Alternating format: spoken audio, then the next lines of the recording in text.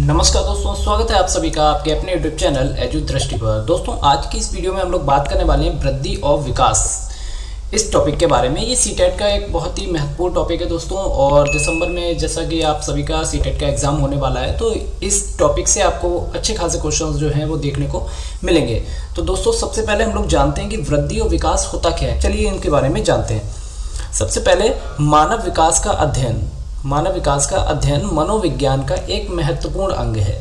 एक शिक्षक को बालक के अभिवृद्धि मीन्स क्या है दोस्तों? वृद्धि। जो वृद्धि है ना, इसी को अभिवृद्धि भी कहा जाता है, के साथ साथ उसमें होने वाले विभिन्न प्रकार के विकास एवं उसकी विशेषताओं का ज्ञान आवश्यक है, क्योंकि बच्चों की जीवन यात्रा, वृद्धि और विकास की कहानी माँ के गर्भ में एक पौधे की भांति एक छोटे से अंकुरित बीज के समान शुरू होती है। जैसे जैसे उसकी उम्र बढ़ती जाती है, वह वंशानुक्रम, वातावरण और औपचारिक अनौपचारिक शिक्षा से प्रभावित होता हुआ सामाजिक, मानसिक, शारीरिक और संवेगात्मक और नैतिक परिवर्तन करता रहता है। मतलब क्या है दोस्तों, जब बच्चे का जन्म होता है माँ के गर्भ से लेकर, और बच्चा जैसे जैसे बड़ा होता जाता है तो वैसे वैसे उसमें कुछ ना कुछ बदलाव आते जाते हैं, कुछ ना कुछ चेंजमेंट आते हैं। तो ये बदलाव किस कारण से होते हैं? बालक का शरीर पहले छोटा होता है, फिर उसके बाद धीमे धीमे वो विकास करता है, यानी उसमें क्या होता है? वृद्धि होती है। जो हम लोग फिजिकली तौर पे देखते हैं उसको क्या कहा जाता है? वृद्धि। और जो उसके अंदर जो माइंड में या जो उसके संवेगात्मक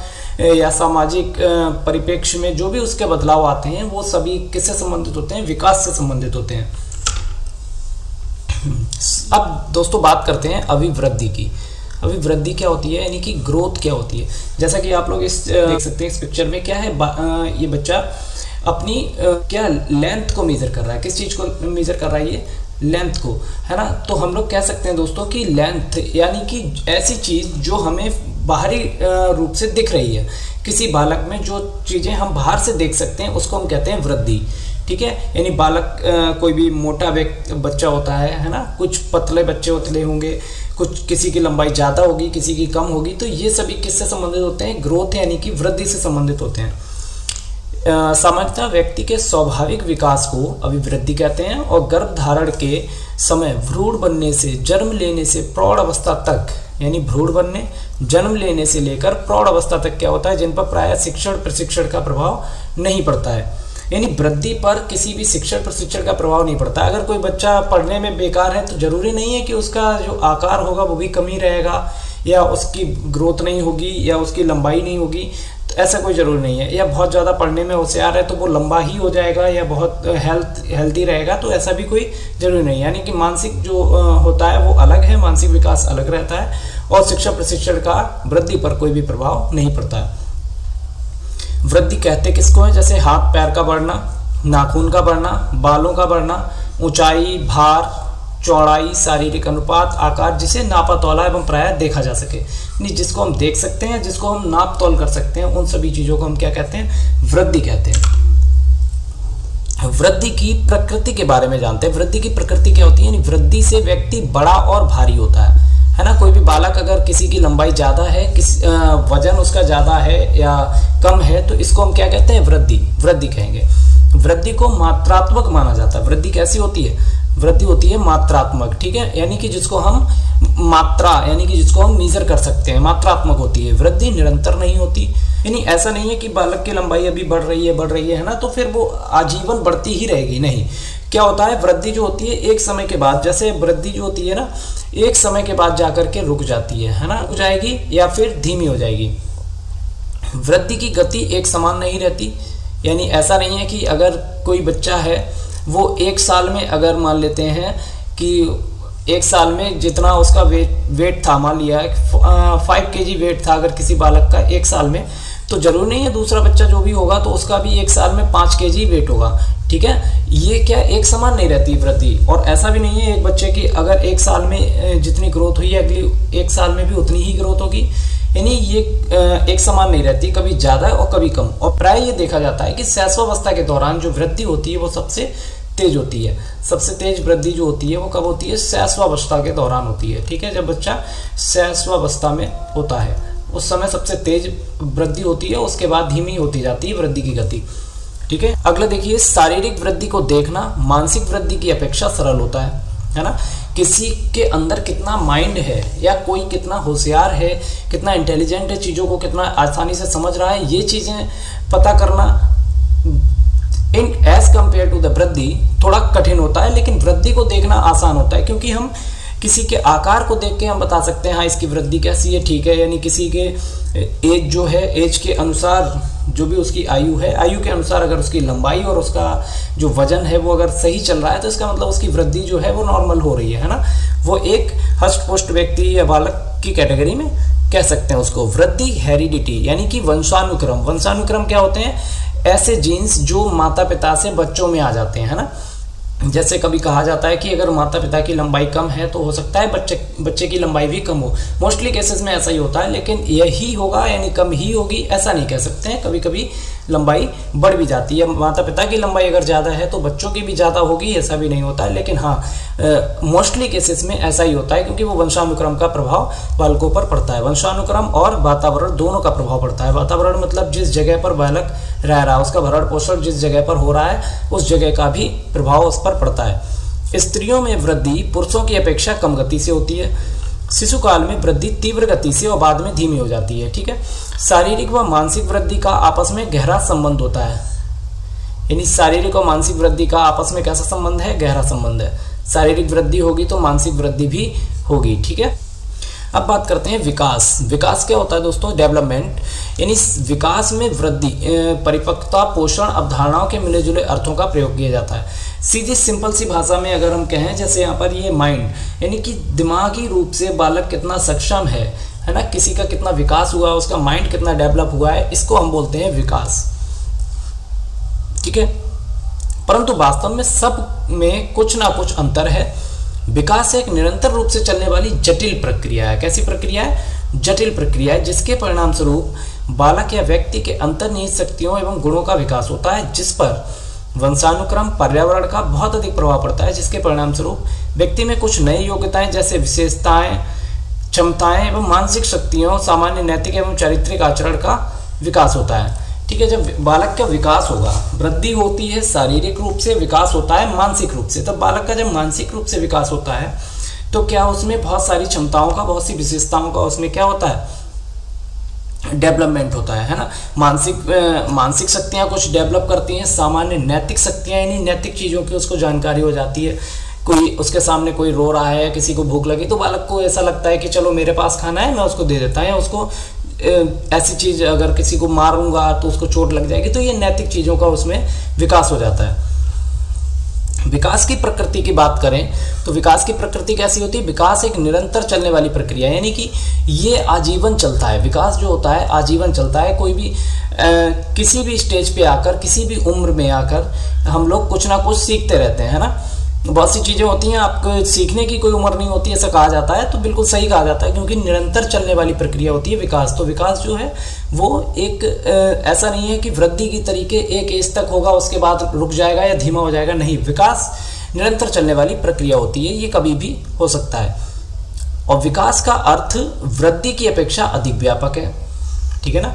वृद्धि का अर्थ क्या है? सिर्फ शारीरिक वृद्धि से, लेकिन विकास का अर्थ क्या है? मानसिक, शारीरिक, चारित्रिक, है ना, संवेगात्मक वृद्धि, हर चीज़ों से। तो इसका जो क्षेत्र है वो ज़्यादा व्यापक होता है, यानी ज़्यादा बड़ा है।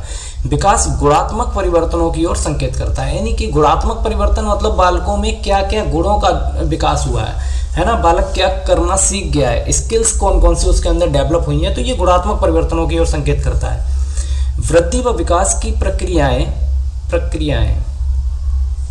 साथ साथ चलती है, यानी वृद्धि होती जाती है और साथ में विकास भी होता जाता है। ऐसा नहीं है कि वृद्धि हो रही है, पहले लंबाई बढ़ जाएगी, उसके बाद उसके अंदर दिमाग में कुछ चेंजमेंट होंगे, यानी तब बालक बोलना सीखेगा या कुछ करेगा, नहीं।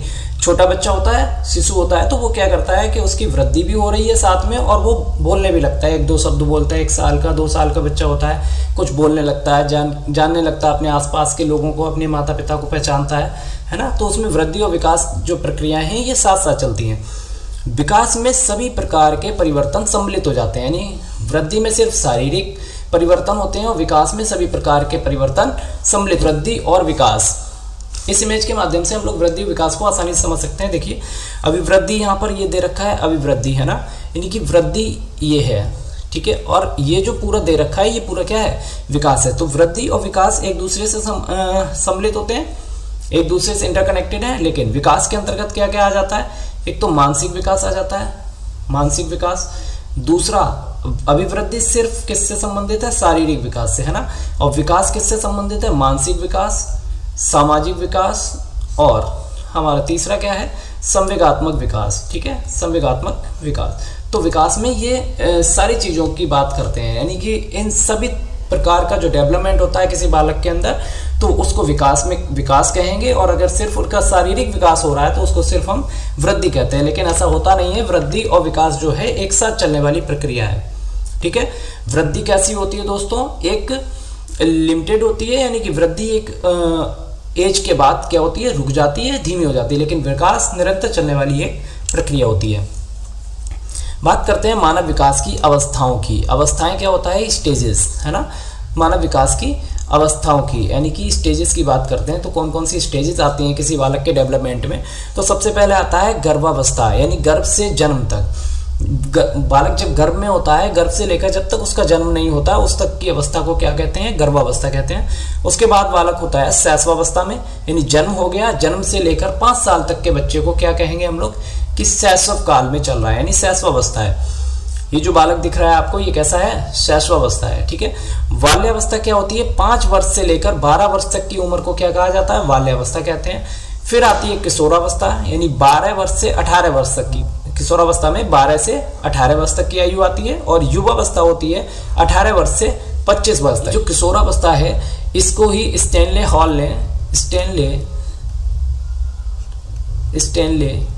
ने इसी को क्या कहा है, तूफान की अवस्था भी कहा है, ठीक है। तूफान की अवस्था, कौन सी, किशोरावस्था को तूफान की अवस्था कहा है, किसने कहा है, स्टैनले हॉल ने, ठीक है। तो और इसके बाद आ जाती है दोस्तों प्रौढ़ावस्था। प्रौढ़ावस्था 25 से 55 वर्ष तक। और फिर उसके बाद आखिरी की जो अवस्था होती है वो होती है 55 वर्ष से मृत्यु तक। जितना भी कोई भी व्यक्ति जीता है, यानी उसका जीवन काल जितने वर्ष भी होगा, फिर 55 वर्ष से बाद उसकी मृत्यु तक का जो जीवन काल होगा उसको हम वृद्धावस्था की कैटेगरी में डालते हैं। विकास के आयाम यानी कि डायमेंशंस ऑफ डेवलपमेंट, है ना। डेवलपमेंट किन किन डायमेंशंस में होता है इसकी बात करेंगे। तो सबसे पहले हम बात कर लेते हैं शारीरिक विकास, है ना। क्योंकि कोई भी बालक है तो उसका सबसे पहले क्या होता है, शारीरिक विकास होगा, मानसिक विकास उसके बाद होता है, ठीक है। तो शारीरिक विकास पूर्ण नहीं हो जाता है, लेकिन शारीरिक विकास पहले हो जाएगा, उसके बाद उसका मानसिक विकास होगा। यह आयाम बच्चे के शरीर और शारीरिक संरचना में होने वाले परिवर्तनों को संदर्भित करता है। इसमें बच्चे की ऊंचाई, वजन, शारीरिक क्षमताएं जैसे चलना, दौड़ना, कूदना और मोटर कौशल, है ना। मोटर कौशल क्या, fine motor skill and gross motor skills आप लोगों ने पढ़ी होगी, सीटेट का बहुत इंपॉर्टेंट है दोस्तों, ये पूछा जाता है, फाइन मोटर स्किल्स क्या होती हैं, ग्रॉस मोटर स्किल्स। तो ये मोटर स्किल्स भी किस में आ जाती हैं, शारीरिक विकास के अंतर्गत आती हैं। जैसे हाथ पैरों का उपयोग करना, है ना।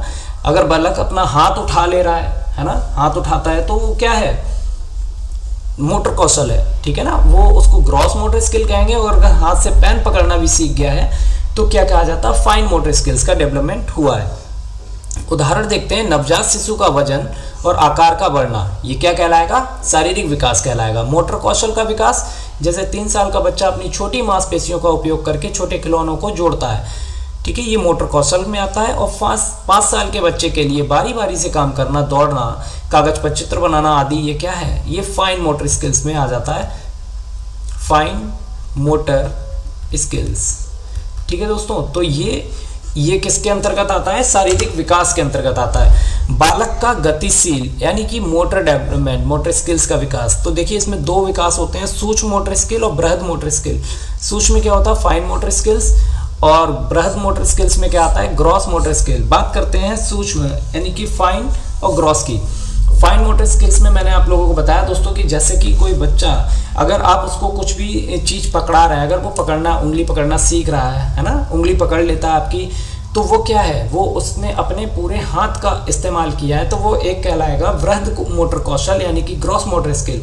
लेकिन अगर बालक आपको इशारे में एक उंगली से या किसी भी चीज को, जैसे कैरम के स्ट्राइकर को मारना है ना, तो वो एक उंगली से यूज कर रहा है, या किसी बालक को पेन पकड़ा रहे हैं, पेंसिल पकड़ा रहे हैं, तो वो पकड़ ले रहा है, उससे लिखना सीख रहा है, वो कहलाता है दोस्तों फाइन मोटर स्किल्स यानी सूक्ष्म मोटर कौशल। मानसिक विकास, अगला विकास आ जाता है मानसिक विकास। मानसिक विकास क्या होता है? Cognitive development. कॉग्निटिव डेवलपमेंट क्या, यानी बालक के मानसिक विकास का मतलब है सोचने समझने की क्षमता में वृद्धि, ज्ञान का संग्रहण। संग्रहण मतलब क्या होता है दोस्तों? Storage of learning, storage of learning, ठीक है। और मानसिक प्रक्रियाओं को सुधार, मतलब मानसिक विकास अगर किसी बालक का कॉग्निटिव डेवलपमेंट होगा तो क्या वो सोचने समझने में लीन हो जाता है, मतलब सोचने समझने की क्षमता उसमें विकसित हो जाती है। तो मानसिक विकास जब होगा तो बालक में क्या होगा? सोचने समझने की क्षमता का विकास हो जाता है। बालक सोचने लगता है कि हाँ मैं ऐसा कर सकता हूँ, मैं ऐसा नहीं कर सकता, या मुझे ये करना चाहिए। तो वो जब सोचने समझने के लिए लायक हो जाएगा तो इसका मतलब क्या है? उसमें मानसिक विकास जो है कॉग्निटिव डेवलपमेंट वो हो रहा है, ठीक है। 2 साल के बच्चे का आकार और रंग पहचानने का कौशल बढ़ना, यानी बालक क्या करता है? जब 2 साल का हो जाएगा तो वो आकार बता सकता है ना। बालक को कोई भी गोल चीज आपने दिखाई तो वो क्या कहेगा? अगर आपने कोई गोल चीज उसको दिखा रहे हो, अगर उसने पहले से बॉल से खेल रखा होगा तो वो उसको क्या समझेगा? बॉल समझेगा, है ना, क्योंकि उसने क्या है? वो आकार को समझ रहा है, ठीक है। और अगर बालक को आपने एप्पल दिखाया है और बालक अगर सेब को जानता है, बालक को पहले से आपने एप्पल दिखाया हुआ है, उसके बाद अगर लाल कलर की आप बॉल भी दिखाएंगे ना उतनी बड़ी, तो भी बालक क्या समझेगा कि ये भी क्या है? ये भी एप्पल है। मतलब क्यों? क्योंकि ये भी किस कलर में आ रहा है? रेड में आपने दिखा दिया, ठीक है। तो इसलिए कहते हैं कि बालक जो है 2 साल का बच्चा होता है तो आकार और रंगों को पहचानना सीख जाता है। तो ये मानसिक विकास के लक्षण होते हैं कि बालक में मानसिक विकास सही तरीके से चल रहा है। 4 साल का बच्चा पहेलियां हल करने में सक्षम होता है, यानी छोटी छोटी पहेलियां अगर बालक को देंगे, 4 साल का बच्चा है तो वो उसको सॉल्व करना सीख जाता है। 6 साल के बच्चे को संख्या, अंक और गणना की बुनियादी समझ विकसित हो जाती है, यानी जब बच्चा 6 साल का हो जाएगा तो आप उसको काउंटिंग्स करा सकते हैं 1 2 3 4, है ना, या उनको आप छोटे छोटे जो सम होते हैं 2 + 5 कितना हुआ, तो बालक उसको जोड़ के सही आंसर्स देने में सक्षम हो जाता है। तो हम मानते हैं कि उसका क्या है? मानसिक विकास सही रूप से चल रहा है। अगर बालक ये सब करने में सक्षम नहीं है तो इसका मतलब क्या है? उसमें मानसिक विकास में कहीं ना कहीं बाधा उत्पन्न हो रही है, बालक का मानसिक विकास सही रूप से नहीं चल रहा है। अगला आ जाता है दोस्तों भावनात्मक विकास, यानी इमोशनल डेवलपमेंट, ठीक है। भावनात्मक विकास का मतलब है बच्चे की भावनाओं को समझना, है ना, यानी कि बच्चा अगर किसी की भावनाओं को समझ रहा है ना, आप बच्चे के सामने ऐसे उदास चेहरा करके बैठ जाते हो या उदास हो जाओगे तो बच्चा क्या है? आपके पास दौड़ के है कि क्या हुआ, है ना, आपको प्यार करेगा, जानने की इच्छा रहेगी उसकी। तो क्या है? उसमें भावनात्मक विकास हो रहा है। उनको पहचानने और नियंत्रित करना, इस आयाम में आत्मसम्मान, आत्मविश्वास और दूसरों के प्रति सहानुभूति का विकास होता है। बालक का जब भावनात्मक विकास होता है तो बच्चा क्या करता है? उसमें आत्मसम्मान को लेके, यानी कि मैं यहाँ नहीं बैठूंगा, है ना, जमीन पे नहीं बैठूंगा, मुझे तो चेयर ही चाहिए। कुछ भी आप कह रहे हैं कि किसी के सामने मार दिया बच्चा, मुझे मेरे फ्रेंड के सामने मारा है ना। तो ये क्या होता है? आत्मसम्मान की, हाँ, मैं दूसरों के प्रति सहानुभूति आ जाती है। अपना टिफिन नहीं खाएगा, अगर कोई पास में उसका फ्रेंड बैठा हुआ है, उसको भूख लगी है, तुमको खाना खाना है, ये लो, है ना, तो उसको दे देगा। बालक के पास कोई दूसरा बच्चा बैठा हुआ है, उसके पास अगर पेंसिल नहीं लाया, इसके पास अगर डबल है, पेंसिल नहीं है, ये लो, आप लिख लो, है ना। तो ये क्या होता है? इसमें सहानुभूति का विकास होता है। सामाजिक विकास, सामाजिक विकास क्या होता है? मतलब समाज से जो सोशल डेवलपमेंट होता है, यानी बालक आसपास के लोगों के साथ समन्वय स्थापित करने लगता है। बालक पहले तो सिर्फ परिवार के लोगों को जानता है, उसके बाद जब सामाजिक विकास होता है तो समाज में उसके दोस्त, है ना, और आसपास पड़ोस के जो बच्चे होते हैं उनके साथ खेलने लगता है, उनके साथ घुल मिल जाता है। तो इसमें इसका मतलब है कि बालक में क्या है? सामाजिक विकास हो रहा है। सामाजिक विकास का मतलब है बच्चे का सामाजिक व्यवहार, रिश्तों का निर्माण मतलब दूसरे बच्चों के साथ क्या करता है? दोस्ती करने लगता है ना, दोस्ती करने लगता है दूसरे बच्चों के साथ। तो उसमें रिश्तों का निर्माण होता है। दूसरों के साथ सहयोगी गतिविधियां, दूसरों के साथ मिलके खेल खेलना या अपना वर्क करना, ये भी उसमें शामिल हो जाता है। इसमें बच्चों का पारिवारिक और सामुदायिक संबंधों में सुधार होता है और वह कैसे दूसरों से व्यवहार करते हैं, यानी दूसरे बच्चों के साथ बालक कैसा व्यवहार कर रहा है, ये जानना महत्वपूर्ण हो जाता है। अगर वो सबसे गुस्से में बात कर रहा है ना, लड़ाई झगड़ा कर रहा है, तो हमें सुधारना है कि मतलब हमको समझाना पड़ेगा कि बच्चे ऐसा नहीं करते, क्योंकि वो एक ऐसी स्टेज होती है वहां पर बालक जो है आसानी से चीजों को समझ सकता है। ठीक है, 2 साल का बच्चा होता है, धन्यवाद, कृपया जैसे शब्दों का इस्तेमाल, मतलब सामाजिक विकास होगा तो क्या है, आप किसी ने उसको कुछ भी चीज़ दी है तो वो क्या कहेगा? थैंक यू, है ना, धन्यवाद, please give me your pen, please अपनी कॉपी दे दो, है ना। तो इस तरीके के शब्दों का इस्तेमाल करने लगता है, मतलब सामाजिक विकास हो रहा है। 4 साल का बच्चा अपने दोस्तों के साथ खेलता है और साझा करता है चीज़ों को। 7 साल का बच्चा अपने दोस्तों के साथ टीम वर्क करके काम करता है। 7 साल में हो जाता है तो वो टीम वर्क करने।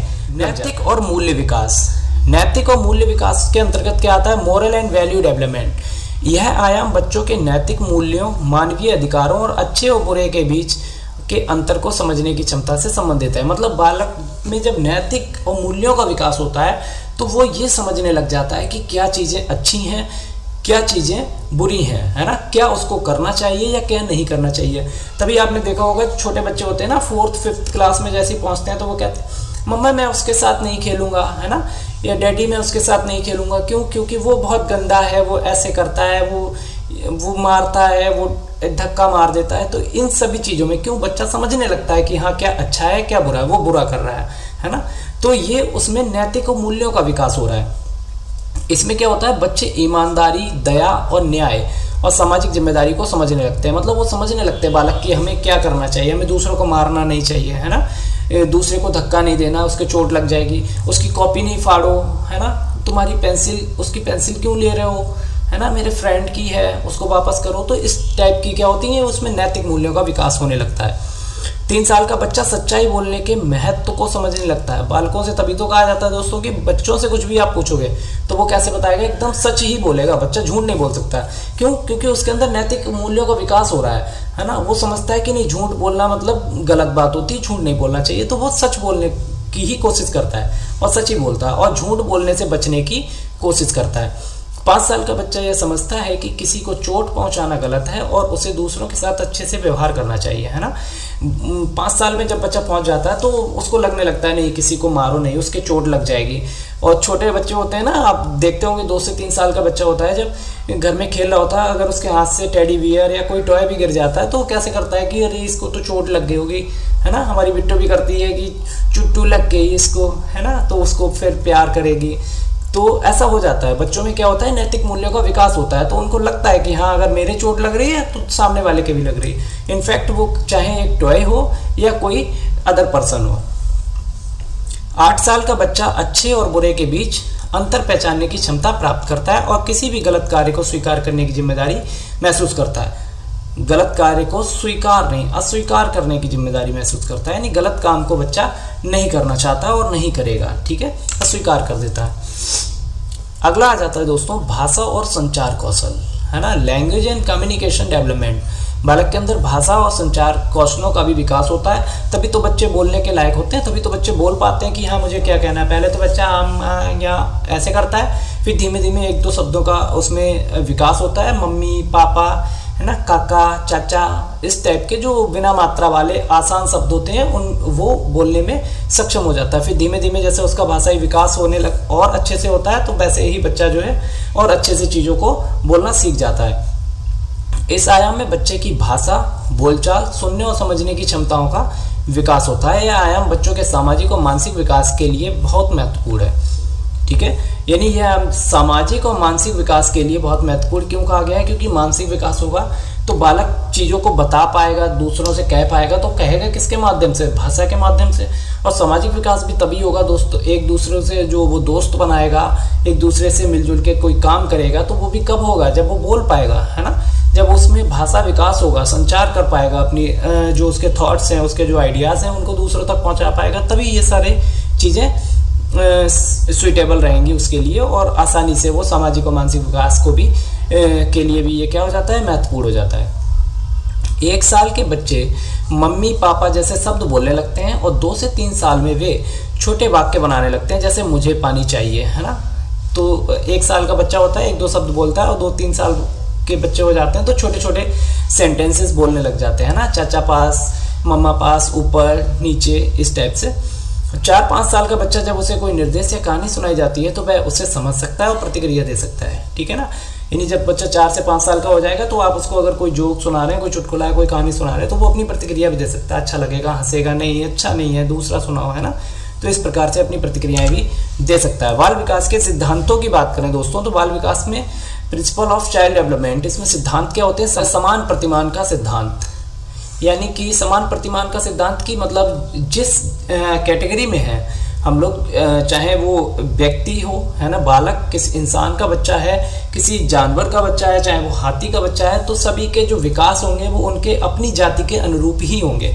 तो समान प्रतिमान का सिद्धांत यही कहता है कि जैसे ह्यूमन चाइल्ड है तो उसका विकास क्या होगा, ह्यूमन की तरह ही होगा, है ना, मनुष्यों की तरह ही होगा। वो पहले जो उसका वजन होगा, पैदा होते हैं बच्चे 2.5-3 kg, 3.25 इस टाइप से उनका जो वजन होता है तो उतना ही होगा। लेकिन एक हाथी का बच्चा होता है, उसका जो वजन होता है पैदा होते हुए 7-8 kg का होता है ना, तो वो उसका विकास अपने जो कैटेगरी है उसके आधार पे होगा, और जो मनुष्यों का बच्चा है उसका अपनी कैटेगरी के आधार पे विकास होता है, यानी कि सभी का अपनी जाति के अनुरूप ही विकास होगा। तो इसी को हम कहते हैं समान प्रतिमान का सिद्धांत।